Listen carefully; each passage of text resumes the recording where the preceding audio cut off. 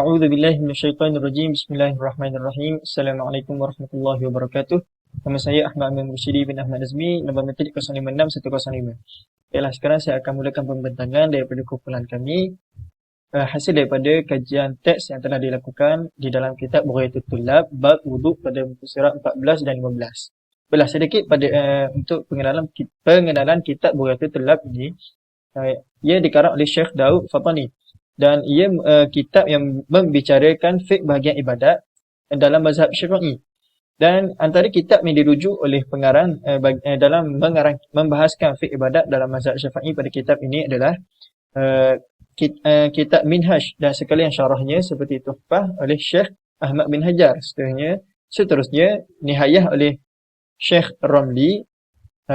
Seterusnya kitab Mughni daripada Khatib Syarbini dan syarah Damiri Fathul Wahab dan syarahnya, dan juga syarah Tahrir daripada Syekh Islam Zakaria Al-Ansari. Dan antara kitab Jawi ataupun kitab Melayu yang dirujuk oleh pengarang adalah kitab Sabilul Muhtadi oleh Syekh Muhammad Arsyad Al-Banjari. Baiklah, seterusnya antara hukum yang dapat dikeluarkan daripada teks yang dikaji ini, kami mendapati 20 hukum yang boleh dikeluarkan.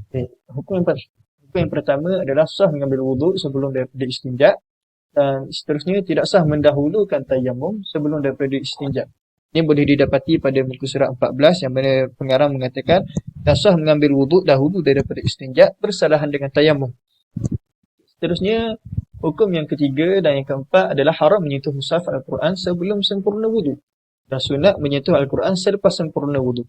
Ini juga boleh didapati pada muka surat 14 yang mana Syekh mengatakan dan tertegah menyentuh mushaf dengan tangan apabila diambil wuduk padanya juga, yakni sudah mengambil wuduk pada bahagian tangan tetapi belum sempurna pada anggota yang lain. Yakni wuduk itu masih belum sempurna dan haram menyentuh mushaf Al-Quran. Dan Syekh menyambung lagi, kerana harus menyentuh itu disyaratkan hasil taharah yang sempurna. Sunat menyentuh Al-Quran selepas sempurnanya wuduk. Seterusnya adalah wajib berwuduk atau suci dari hadas untuk menunaikan salat.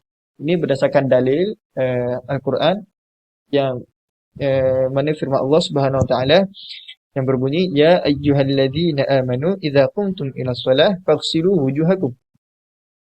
Ini yang bermaksud, wahai orang-orang yang beriman, jika kamu berdiri untuk menunaikan salat, maka basuhlah wajah kamu. Berdasarkan dalil ini dapat disimpulkan bahawa wajib berwuduk atau suci daripada hadas untuk menunaikan salat. Seterusnya adalah tidak sah menunaikan salat dalam keadaan berhadas. Ini juga boleh didapati pada muka surat 14 berdasarkan dalil daripada hadis Nabi SAW yang telah dibawa oleh pengarang, iaitu la yaqbalus salah ahadikum idza ahdatha hatta yatawadda'a.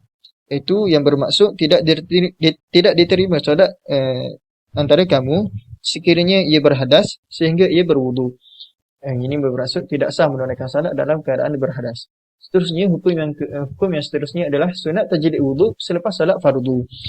Dan sunat tajdid wuduk juga selepas salat sunat. Ini boleh didapati pada muka surat 14. Itu pengarang menyatakan sunat yakni wuduk sunat seperti wuduk tajdid kemudian daripada sudah disembahyangkan dengan dia sama ada fardu atau sunat.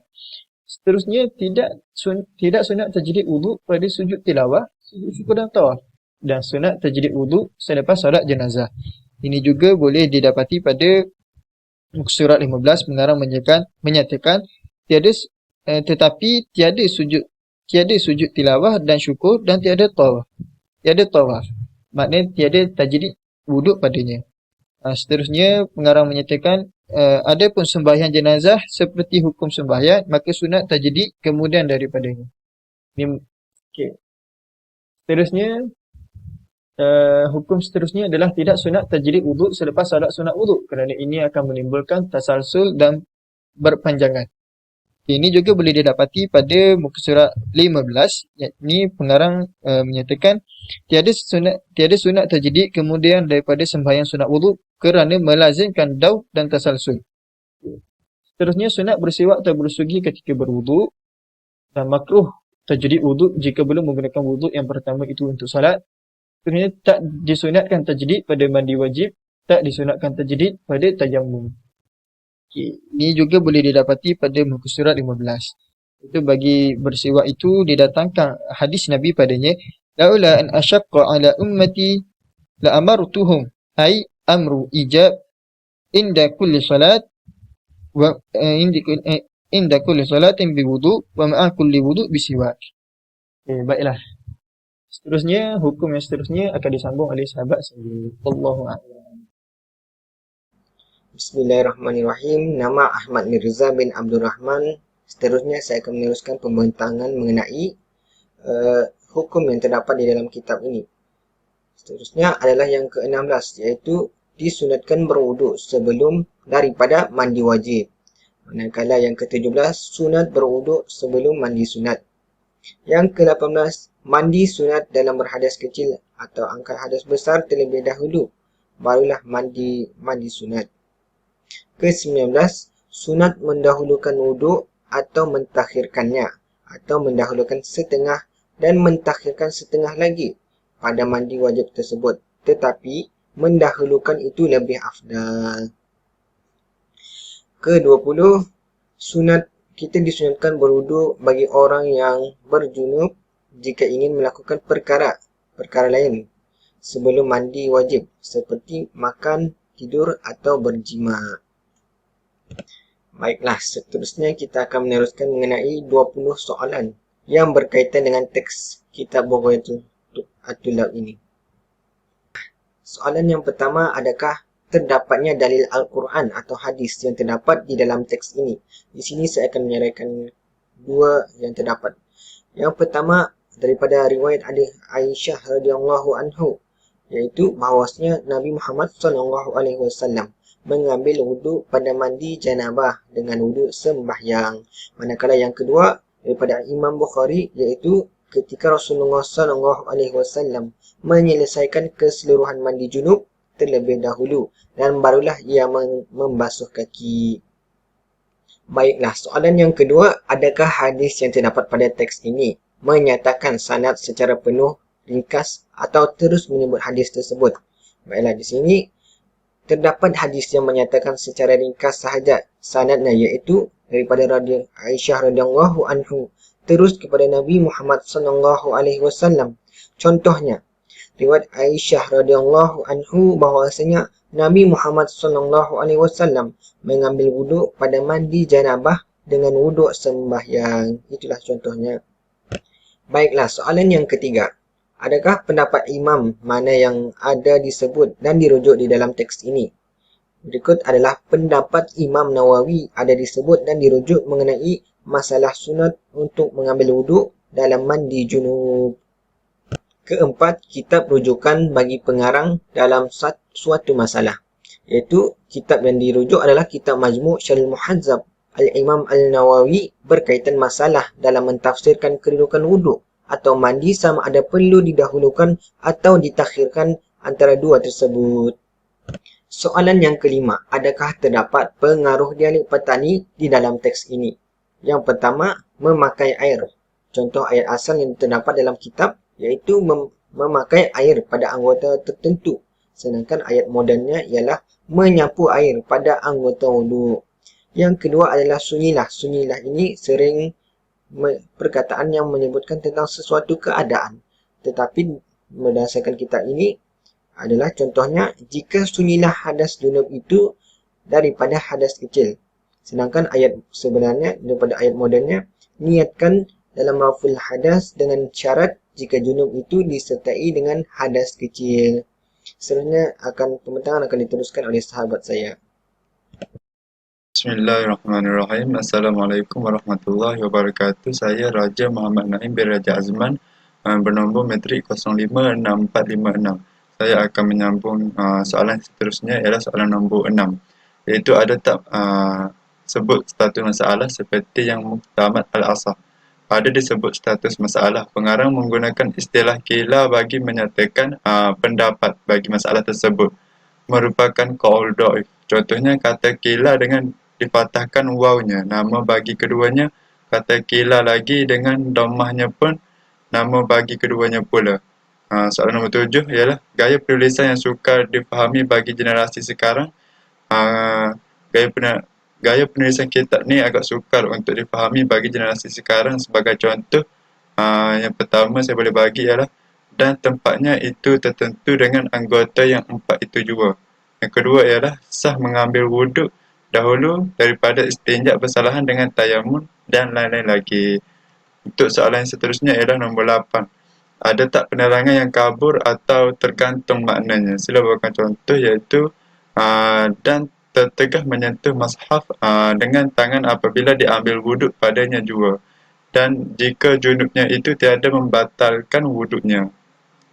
Soalan yang ke-9 ialah sistem edit tersusun tak, seperti ada tak koma, noktah, perenggan dan sebagainya. Sebagai contoh ialah sistem edit tidak tersusun kerana diletakkan tanda baca seperti koma, noktah dan perenggan. Contohnya ini suatu bab pada menyatakan kaifiat wuduk dengan dhammahnya waw. Sepatutnya selepas perkataan wuduk perlu diletakkan koma dan lain-lain lagi. Okay, untuk soalan seterusnya ialah soalan nombor 10. Ada tak pengarang alih tajuk perbincangan satu-satu bab seperti bab solat apabila tiba diterangkan juga hal-hal mengenai bab lain di situ. Okay, sebagai contoh ialah makanan dan tidur umpamanya dan masak dengan kata makan. Itu makanan yang mengenyangkan atau buah kayu atau lauk atau ubat. Dan jikalau sedikit sekalipun dan jikalau berulang-ulang ia tetap yang pertamanya muakkad. Dan pada makna makan dan minum dan masak dengan tidur itu jikalau sedikit lagi duduk mutamakin sekalipun. Soalan nombor 11 ialah ada tak pengarang sokong mazhab lain selain mazhab Syafi'i? Pada perbahasan ini hanya menggunakan mazhab Syafi'i sahaja.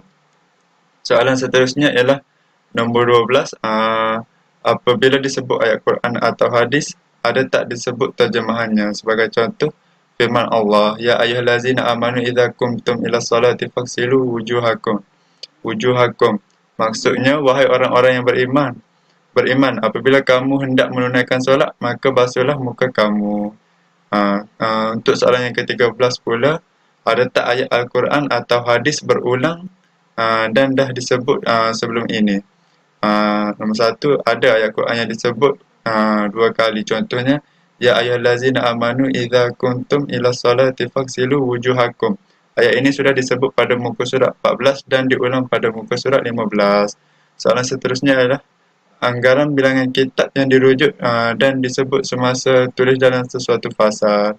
Anggaran bilangan kitab yang dirujuk dalam sesuatu fasal adalah satu kitab. Contohnya kitab Majmu' Syarah Al-Muhazzab karangan Imam Nawawi. Soalan yang ke-15, ada tak pengarang sebut masalah ijma'? Pengarang ada menyebut masalah ijma' yang wajib berwuduk pada mulanya, yang bermula pada asalnya seperti firman Allah, Ya ayyuhallazina amanu idza qumtum ila salati faghsilu wujuhakum. Untuk soalan yang ke-16, ada tak disebut kisah atau cerita sama ada sirah Nabi, sahabat atau khalifah? Biasanya sebab apa ia disebut? Adakah sebagai pengajaran atau nak kuatkan hukum? Ada disebutkan kisah yang diriwayatkan oleh Aisyah iaitu perihal Nabi berwuduk ketika mandi wajib. Diceritakan bahawa Rasulullah mengambil wuduk ketika mandi wajib dengan wuduk yang sempurna. Soalan yang ke-17 ialah pengarang letak baris atau tidak pada ayat Quran atau matan hadis. Pengarang tidak meletakkan baris pada ayat Quran dan matan hadis dalam kitab ini. Soalan 18 ialah ada tak perkataan Arab yang dimelayukan? Jawapannya ada ditakhirkan tasalsul junub kaifiyat. Soalan ke-19, kalau ada sistem apa yang digunakan untuk ukur sukatan dan panjang sesuatu seperti cupak dan hasta? Jawapannya bagi orang perempuan yang putus haid dan nifas adalah dinisbahkan atau serupa dengan orang yang berjunub. Itu nisbah. Soalan 20, adakah kitab ini sesuai untuk pembelajaran bagi mahasiswa UNIZA? Alasannya, pada pendapat saya kitab ini sesuai dan boleh digunakan untuk pembelajaran di UNIZA. Hal ini kerana kitab ini sesuai dengan tahap pembelajaran di peringkat universiti. Kitab ini juga masih boleh difahami maksud teksnya walaupun menggunakan bahasa Jawi tradisional. Penjelasan kitab ini mengenai masalah fiqh sangat mendalam. Makanya ia sangat sesuai dan perlu bagi pelajar UNIZA khususnya mahasiswa pengajian Islam UNIZA mempelajari kitab ini. Masalah mengenai bahasanya yang agak sulit untuk difahami dapat ditangani dengan bantuan pensyarah. Pada masa yang sama, ia dapat meningkatkan kemahiran membaca kitab jawi lama kepada para pelajar UNIZA. Sekian daripada saya, terima kasih.